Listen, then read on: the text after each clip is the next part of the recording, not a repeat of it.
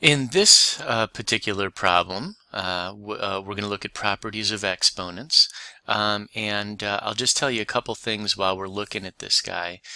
First of all, you'll notice the negative sign in front of a 7. That does not mean move this 7 down below. This is just a negative 7 like it's always been.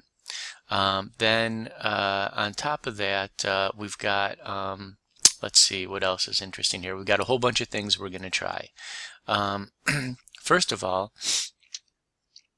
we're going to go ahead and break. Let's go ahead and apply a particular property here first. I think this is the best place to start with this squared. This is a power of a product. When we have these things multiplied together, we call this a product. And if we apply a power, it's a power of a product. So that's the first thing we're going to look at, is this idea of power of a product. So let's simplify that part first. And here we go. We will go ahead and say it's 2 squared, so that's 4, and then x cubed squared, and that can be written like this, and then y squared squared, and I'm just going to do the math on that one. That's going to be y to the 4th power. Now that we've done all this, now we can go ahead and multiply that together with the rest of the stuff. Actually, we still got to simplify this x cubed to the 2nd power. That'll be 4x to the 6th power times y to the 4th. And then we can multiply all that with the rest. So let's keep going. This x to the negative 2, a lot of times people think that means that the 3 and the x should both go down, but just the x itself will go down below. So the way we write this is 3 times y cubed all over x squared. That's how that guy is going to be. The 3 does not go down below, just the x to the negative 2. And then lastly, we just copy this. Nothing changes here. Again, this is a negative 7, so it does not go down into the bottom of a fraction. Okay, now we can go ahead and start using the associative property. Associative property says when we have a lot of things multiplied together, we can just throw away the parentheses, and then we'll use the commutative property after that. Hold on one sec. So the associative property says if I have all these things multiplied together, I can just remove the parentheses, or I can regroup them any way that I'd like. So I'm just going to go ahead and write this out as negative 7 x squared y times 3y cubed times 4 x to the 6th y to the 4th, and that's all over x squared.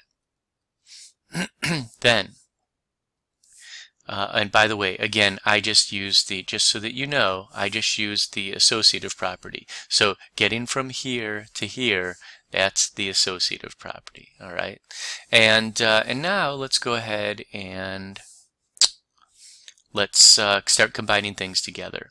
I'm going to use the commutative property next. I'm going to move things that are like together, and so we'll go negative 7 times 3 times 4, and then times x squared times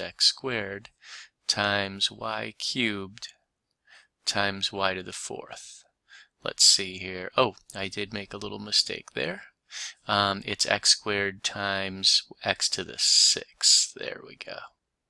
Okay, so then that's all over x squared. Okay, so the thing I just did, I just rearranged these things that are being multiplied together, these factors, and when I rearrange them by virtue of this thing called the commutative property. So that's how I did this next step here. So I'll just leave that there for a sec. Now, finally, we can go ahead and start combining together.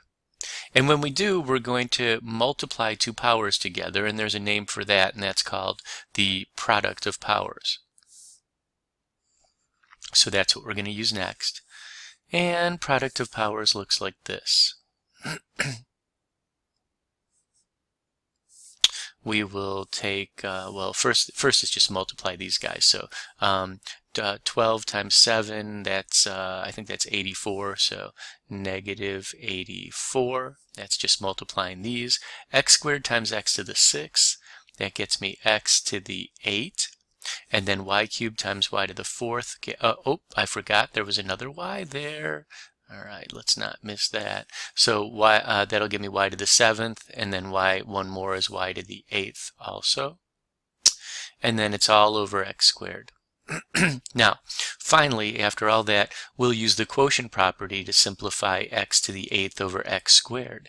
Now, so the next thing is the quotient of powers, and we're going to see that applied right here. We're going to take these two guys. That's two powers, and they're being divided. There is actually, like you can say x to the 8 minus 2, but then it's confusing for many students whether that remains on top or goes on the bottom. So I like to just think of there's 8 x's on top and there's 2 x's on the bottom, so we're going to end up with 6 x's on top. If you think of things that way, you're going to be in really good shape. So it'll be negative 84 times x to the 6 y to the 8th. And hopefully, if I did everything correctly, that is the correct answer. And you'll notice that we had to use a lot of different properties of exponents, and I tried to make it clear to you which properties we did use. Plus, we went back to the stuff that we learned at the very beginning, associative and commutative, and that's going to come up again and again and again. If you have any confusion about this, you need to come in and spend some extra time practicing on these basics. And here I wrote it out in words. For those of you that are watching this video and not listening to the sound, which I think is a huge mistake, but if you're doing that, please heed this caution. Any confusion on the techniques used here, you need to come in and spend some extra time on these basics. We're going to be doing all of this stuff and much, much more, and the more fluent you are in this, the better off you're going to be for weeks and weeks to come.